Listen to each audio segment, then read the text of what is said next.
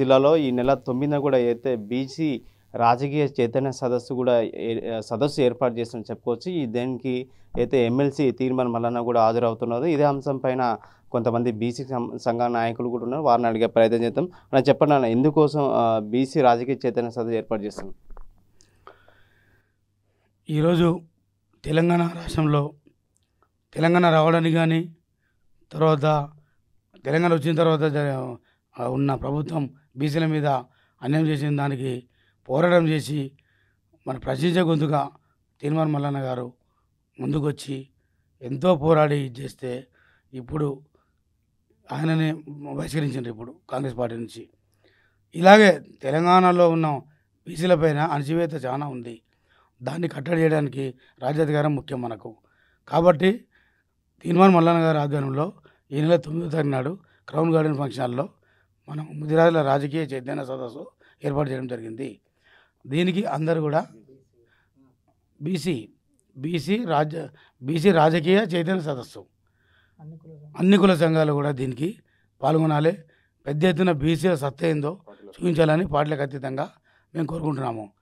అలాగే ఈరోజు బీసీలకు రాజ్యాధికారం రాంది ఏది కూడా కాదు, వడ్డించేవాడు ఎవరైతే ఉంటారో వాళ్ళకి అవుతుంది. ఈరోజు ఎంతోమంది మాట్లాడినా కూడా కాంగ్రెస్ పార్టీలో బహిష్కరణ గురి కాకుండా మన మల్లన్న బీసీ కాబట్టి బహిష్కరణ చేయడం జరిగింది. కులగణన సర్వే తప్పుడు తరగా ఉందని చెప్పేసి దాని గురించి ఆయన వాయిస్ వినిపించిండు. మల్లన్న గారు చెప్పిన దాని ప్రకారమే రీసర్వే చేసిండ్రు. రీసర్వే ఎప్పుడైతే చేసినారో తప్పుడు మాటలు అంగీకరించినట్లే. మళ్ళీ రీసర్వే చేసినప్పుడు మల్లన్న సర్వే చేయాల్సిన అవసరం లేదు, కానీ చేసిండ్రు. కాబట్టి మేము కోరేది ఏమంటే బీసీలకు రాజ్యాధికారం రావాలి. ఇది మహబూబ్నగర్ జిల్లా కూడా ఎక్కువ బీసీలు ఉన్న జిల్లా, ఉమ్మడి జిల్లా. దాదాపు 8 నుంచి 10 స్థానాలు బీసీల సీట్లు. కానీ ఇప్పుడు ఏం జరిగింది, 2 బీసీ సీట్లు ఉన్నాయి. ఒకటి వాకిటి శ్రీహరి, ఒకటి షాద్నార్, వీలపల్లి శంకర్. కానీ అయినప్పుడు కూడా మన బీసీలకు మంత్రి పదవులు కూడా ఇవ్వట్లేదు. ఇవన్నిటికీ మీద బీసీలు గలమెత్తాలి.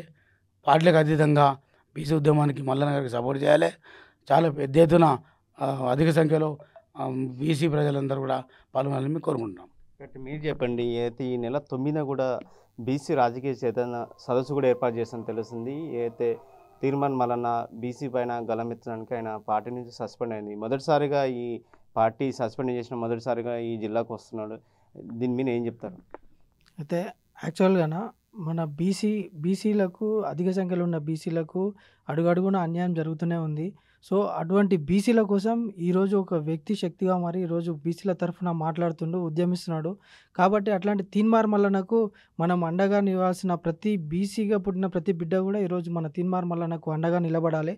అందుకే మన మహబూబ్ నగర్లో మొట్టమొదటిసారిగా మన తీర్మాన మల్లన్న గారిచే బీసీ సభను ఏర్పాటు చేస్తున్నాము.